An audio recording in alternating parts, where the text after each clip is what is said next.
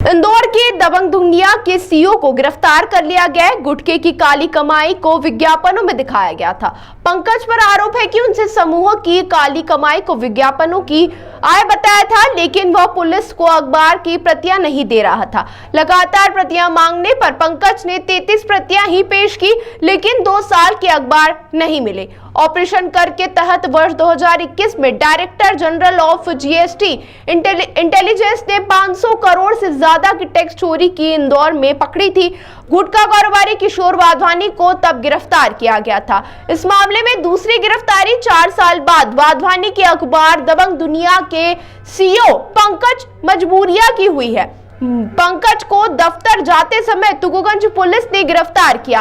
पंकज पर आरोप है कि उसने समूहों की काली कमाई को विज्ञापनों की आय बताया था, लेकिन वह पुलिस को अखबार की प्रतियां नहीं दे रहा था। लगातार प्रतियां मांगने पर पंकज ने सिर्फ 33 ही प्रतियां पेश की। पुलिस अफसर जांच के लिए सांवेर रोड स्थित दबंग दुनिया के प्रिंटिंग प्लांट पर भी गए थे, लेकिन स्टाफ ने कहा कि तलघर में अखबार की प्रतियां रखी हैं।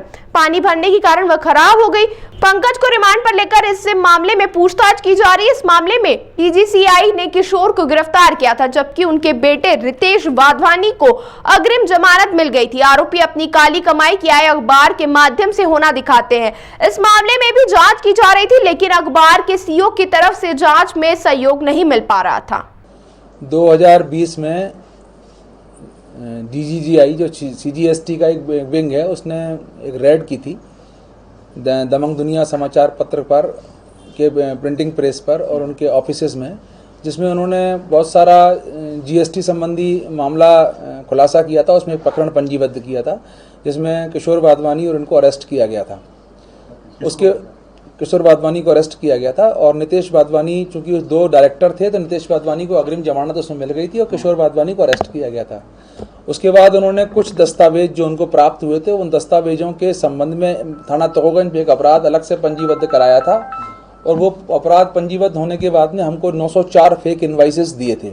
उस फेक इनवाइसेस में ये आरोप था कि इन्होंने जो अन्य आय से स्रोत से जो प्राप्त धन है, उस धन के संबंध में जो इस धन को विज्ञापन के रूप में ब्लैक को वाइट में कन्वर्ट किया है और फेक इनवाइसेस बनाए हैं, जिनके कि मूल समाचार पत्रों में कोई विज्ञापन नहीं छपे, जो कि इनवाइसेस उन्हीं के हैं। और इस संबंध में उन्होंने हमको फोटोकॉपी प्रस्तुत की थी।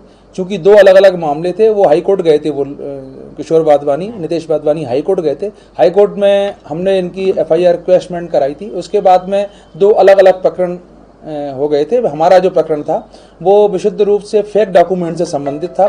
फेक डॉक्यूमेंट के संबंध में हमने उनको नोटिस दिए कि जो भी दस्तावेज आपके हैं, उनके संबंध में मूल दस्तावेज हमको प्रस्तुत करें, ताकि उनसे मिलान किया जा सके कि ये विज्ञापन छपे हैं कि नहीं छपे हैं। किंतु इनके द्वारा नोटिस का जवाब ये दिया गया कि हमारे पास कोई दस्तावेज नहीं। चूंकि उनको वहाँ से एक जमानत मिल चुकी थी, उसके आधार पर उन्होंने अग्रिम जमानत सेशन कोर्ट में लगाई थी। सेशन कोर्ट में नितेश वाधवानी और किशोर वाधवानी की अग्रिम जमानत जरूर मिल गई, लेकिन उन्होंने हमें दस्तावेज नहीं दिया और ये कह दिया कि ये सारे दस्तावेज सीईओ के पास हैं। हमने जब थाना तुगोगंज में 420, 467, 468, 471, 120 का अपराध पंजीबद्ध किया था, जब वहाँ पर लिख के दिया इन्होंने कि हमारे पास दस्तावेज नहीं, हम तो सिर्फ दस्तखत करते थे। डायरेक्टर थे वो, जो पूरे सीईओ थे, पूरा काम देखते थे। पंकज मजपुरिया देखते थे। पंकज मजपुरिया ने अपने स्टेटमेंट में कहा कि पूरा काम प्रिंटिंग वगैरह मेरा देखा जाता था। हमने कई बार नोटिस दिए, दस्तावेजों के लिए सर्चिंग की, लेकिन दस्तावेज जब नहीं मिले तो हमने इनको आज अरेस्ट किया है। पंकज मजपुरिया को पेश किया है और हम सारी जगह तलाश करके आए और हम कोशिश कर रहे हैं दस्तावेज प्राप्त हो। दूसरा कौन सा ये बिजनेस था इनका जिसका ब्लैक का? चूंकि पंकज मजपुरिया ने 33 ऐसे पेपर तुगोगंज थाने में अपराध पंजीयन के दौरान प्रस्तुत किए थे, जिनके की मूल दस्तावेज थे वो मूल समाचार पत्र थे। और उनकी जब जांच कराई गई थी तो वो जो सप्लीमेंट उन्होंने प्रस्तुत किए थे, वहाँ से जांच रिपोर्ट ये आई थी कि इनके ये विज्ञापन एक समय के छपे हुए नहीं, समाचार पत्र अलग छपा हुआ है और ये अलग छपा। इस प्रकार शासन को उन्होंने धोखा दिया था। और इन पे आरोप ये था कि जो इनके अन्य प्रकार के जो व्यवसाय थे, सिगरेट आदि का, सिगरेट तंबाकू का, उसका जो पैसा था उसकी इनवाइस इन्होंने बनाई थी। जब हमने जीएसटी से जानकारी प्राप्त की तो उन्होंने बताया हमको कि हाँ, इन्होंने जीएसटी भरा है, लेकिन ये दस्तावेज फेक प्रमाणित हमने किए। कितने करोड़ का मामला था? उनके जो एफआईआर में उल्लेख किया गया था, उन्होंने कहा था कि हमारे 500 करोड़ की चोरी की, जो कि हमारा विषय नहीं था। इस संबंध में उनके यहाँ पथक से जांच चल रही है। अभी सर्चिंग में कुछ मिला? सर्चिंग दोनों ऑफिसेज में गए, इनके जो समाचार पत्र मिले हैं 2024 के मिले हैं, हमको 16 से 20 तक के चाहिए तो वो नहीं मिले हैं। अभी गिरफ्तारी मतलब करने के बाद रिमांड पे लिया है? अभी हमने रिमांड पे लिया है, आज हम पूरी सर्चिंग करेंगे, कल भी करेंगे, उसके बाद हम कोर्ट में पेश करेंगे वापस। सर इसमें किशोर वाधवानी भी आरोपी है?